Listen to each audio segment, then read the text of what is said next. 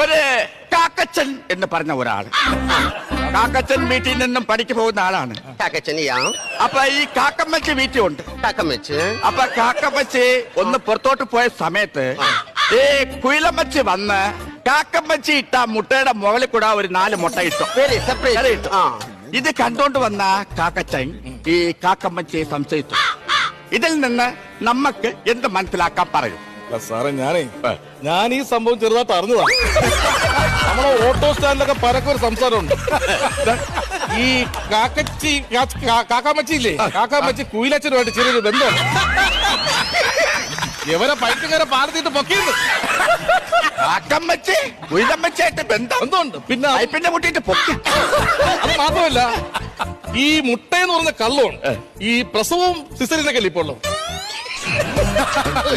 ആരോട് പറയാം, നിങ്ങളൊരു മനുഷ്യനല്ലേ?